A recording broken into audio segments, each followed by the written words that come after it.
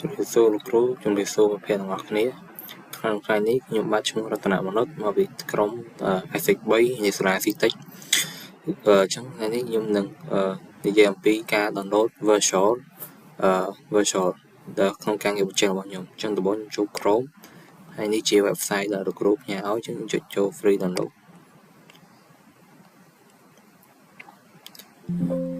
ហើយនេះខ្ញុំខ្វែងវាចេញសិនទៅ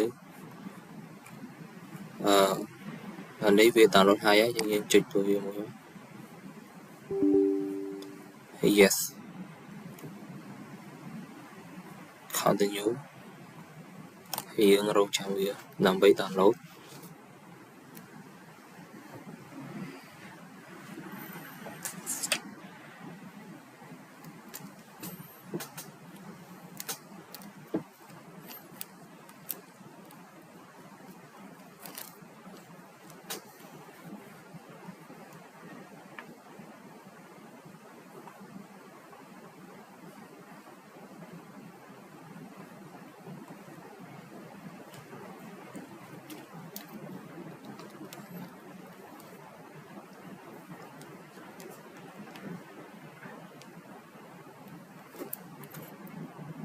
អូខេអញ្ចឹងឥឡូវខ្ញុំ download ហើយវាចេញផ្ទាំងបែបនេះចឹងដល់កន្លែងនេះត្រូវ tick យក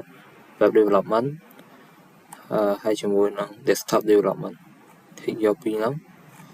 ហើយចុចពី install ហើយនឹងចាំវាដើម្បីឲ្យវា install ហើយ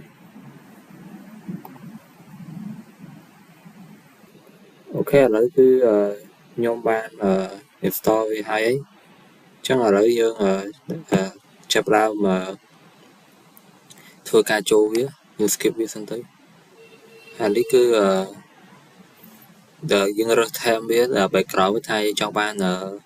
ខ្មៅឬក៏ពណ៌អសខ្ញុំយកខ្មៅទៅហើយយើង scan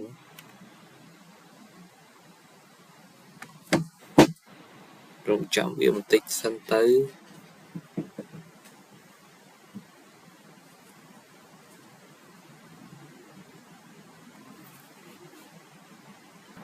អូខេអានេះបន្ទាប់ពីយើង